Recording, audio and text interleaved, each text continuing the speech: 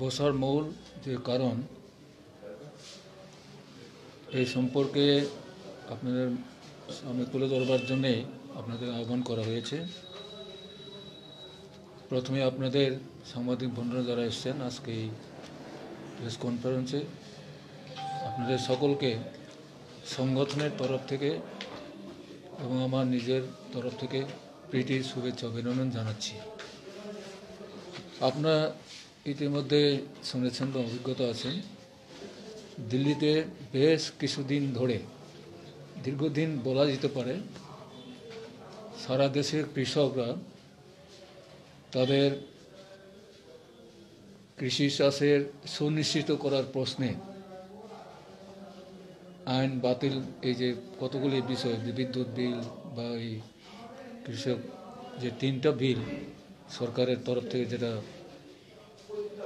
আনা হয়েছে তার বিরুদ্ধে লড়াই চালাচ্ছে দেশের কৃষক সমাজটা। তো এই প্রশ্নে আমরা ত্রিপুরা রাজ্যের কৃষক সংগঠন, এখানকার কৃষক সংগঠন আমরাও তাদের সঙ্গে হাত মিলিয়ে আমরা লড়াই চালাচ্ছি।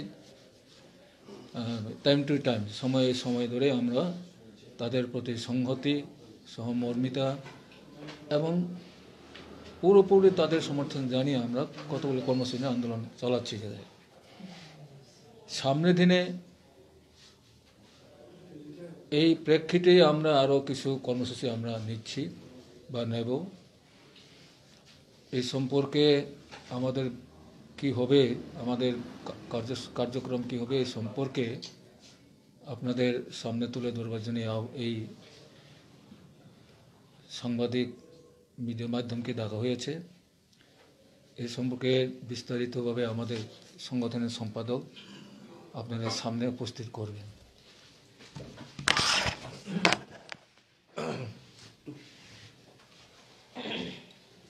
আমাদের সভাপতি বলেছেন, আমি প্রথমে আপনাদের আগামী শুভ ইংরেজি নববর্ষের শুভেচ্ছা এবং ভালোবাসা জানাচ্ছি। মূল বিষয় হইল সর্বভারতীয় কৃষক আন্দোলন, যেটা দিল্লিতে আজকে 1 মাস 4 দিনের মতো চলছে। গতকালকেও সরকার অনেকদিন পরে আবার আলোচনায় ডাকলো, কিন্তু মূল যে রফা, আমাদের যে 3টি কৃষি বিল যেটা প্রত্যাহার করা আমাদের মূল দাবি, এই দাবি সরকার মেনে নেয়নি।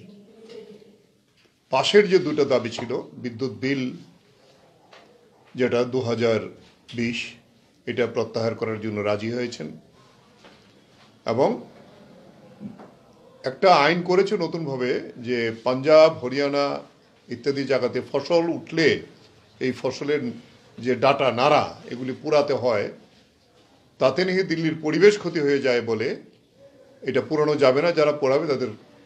এই আইনটা রদ হয়েছে, কিন্তু মূল দাবি কিন্তু আমাদের এখনো সমাধান হয়নি।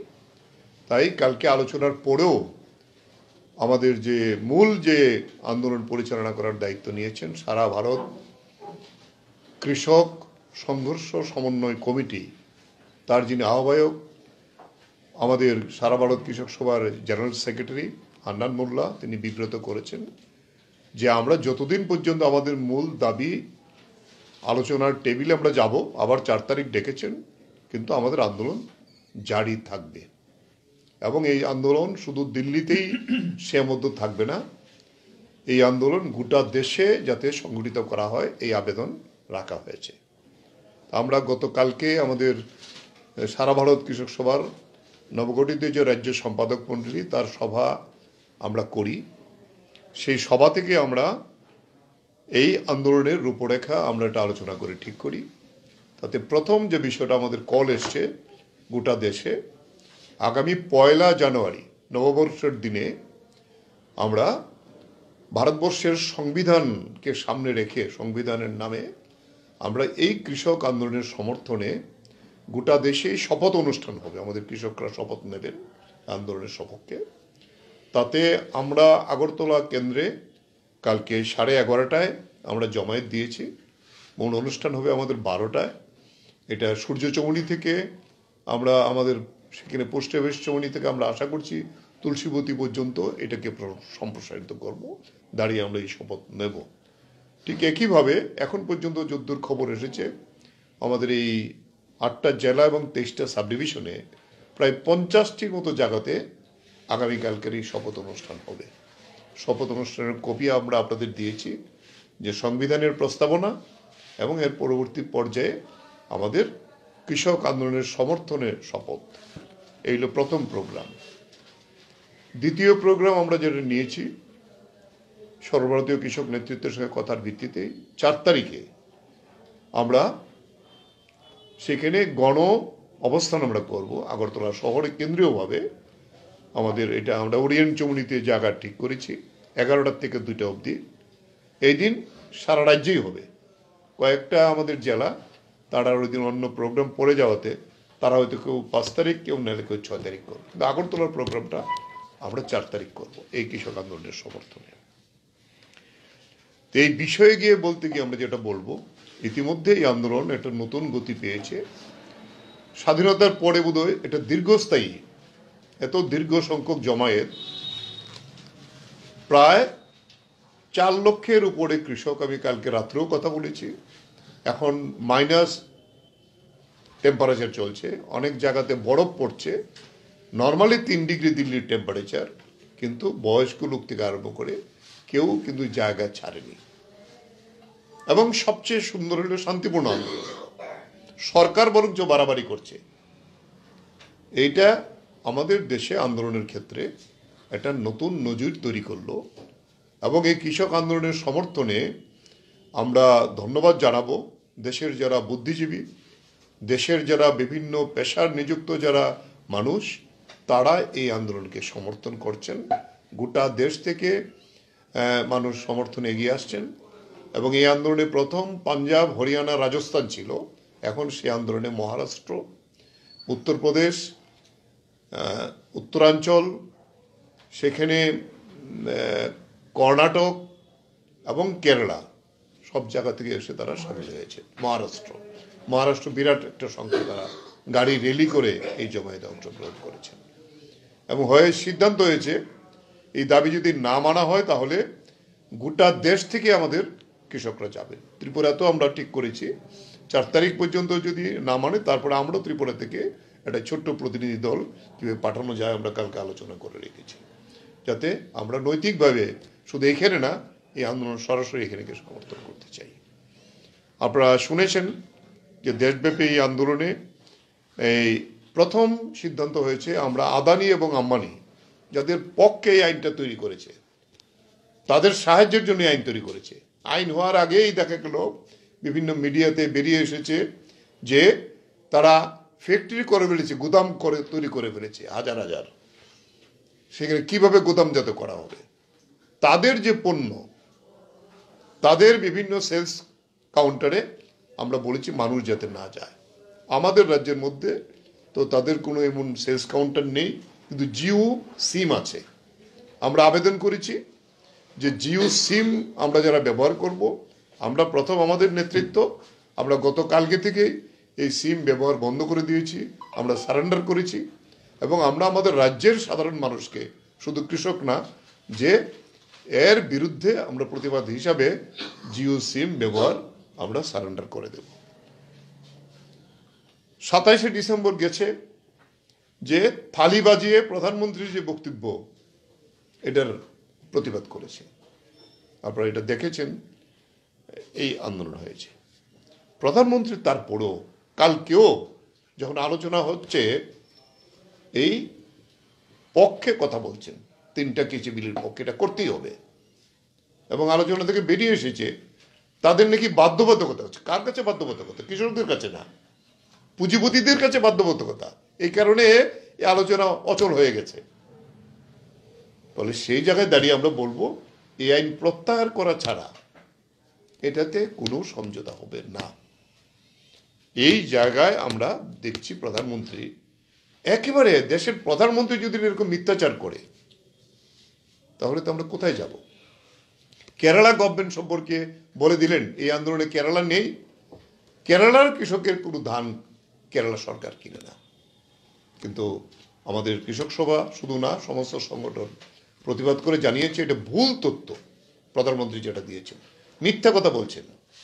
কেরালার সরকার ধান কিনছে সেখানে 2,748 টাকা করে কুইন্টাল, এবং যেটা কেন্দ্রীয় সরকারের যে এমএসপি মিনিমাম সাপোর্ট প্রাইস তার থেকে 900 টাকা বেশি। কেরালাই বোধহয় দেশের মধ্যে প্রথম কোনো সরকার, যে সরকার 16টি সবজি জাতীয় পণ্য তারা দর ঠিক করে দিয়েছেন, এটা কিনবেন এবং সস্তায় মানুষকে এই সবজি বিক্রি করবেন। আর কোনো দেশের সরকার করে, রাজ্যের কোনো রাজ্যের সরকার করেনি। সেই দিক থেকে আমরা বলবো যে 1 জানুয়ারি আমাদের স্লোগান হয়েছে, শপথের মূল স্লোগান যে কৃষক বাঁচাও দেশ বাঁচাও। তাই আমরা এই কাজটা করছি। 4 জানুয়ারির কথাটাও আমি বললাম যে গণ অবস্থানে আমরা সামিল হব, এবং এটা হবে সারা ভারত কৃষক সংঘর্ষ সমিতির নামে। তাতে কালকে আমরা মিটিংয়ের পরে আমরা আমাদের যে রাজ্যের বিভিন্ন কৃষক সংগঠনগুলো তাদেরকে আমরা কথা বলেছি, তারা সকলে অংশগ্রহণ করবেন।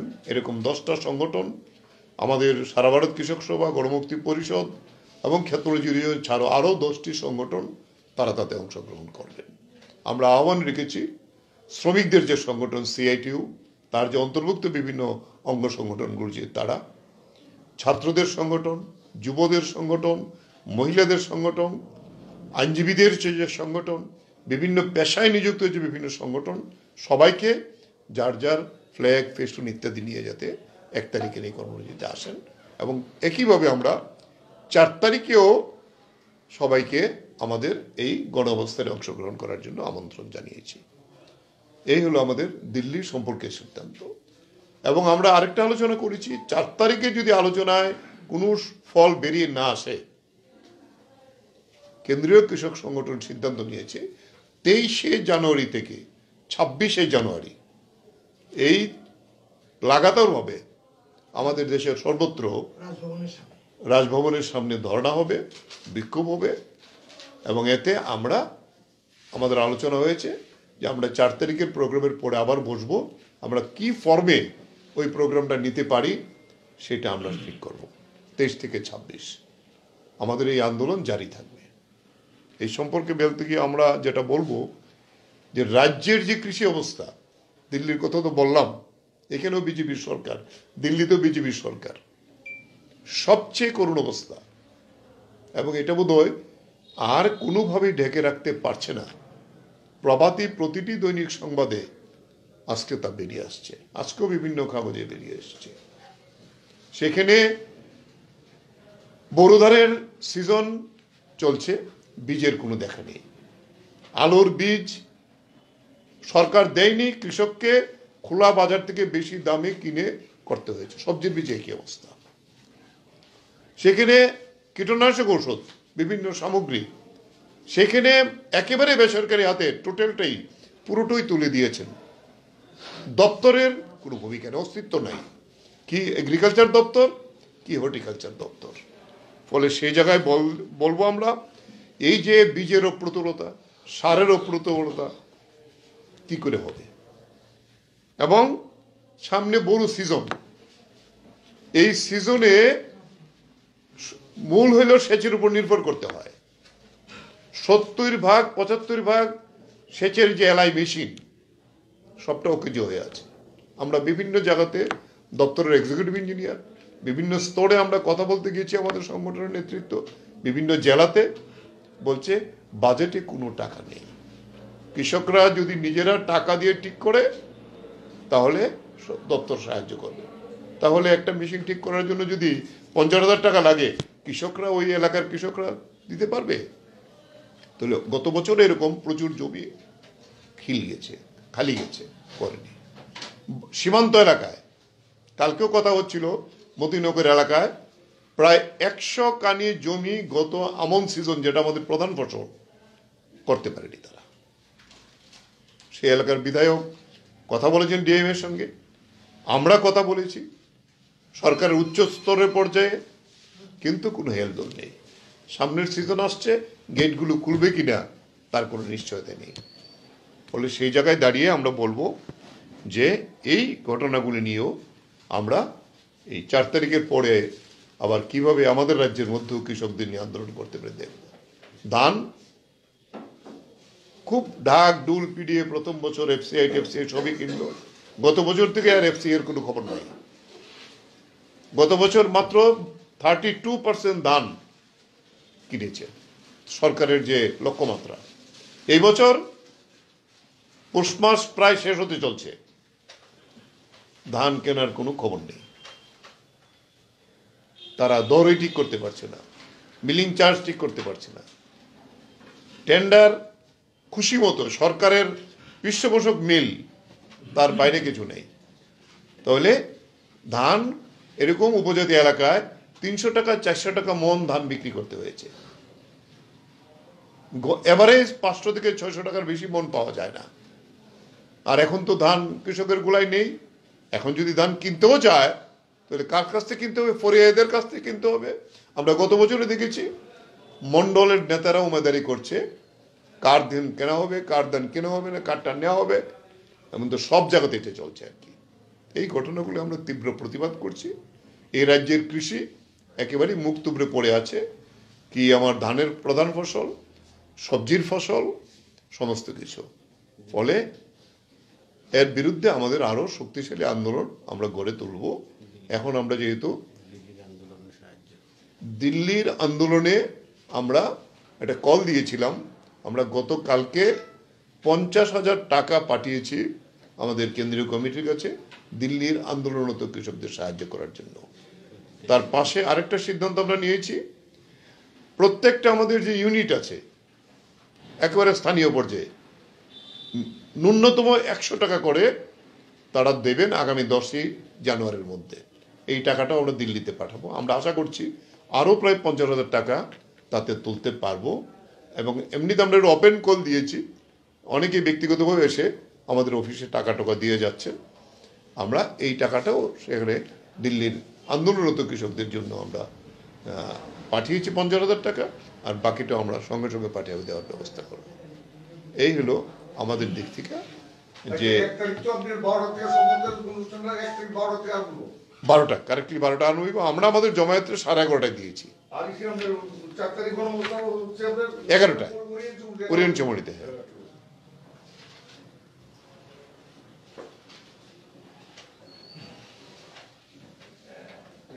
তারও আছে কিছু?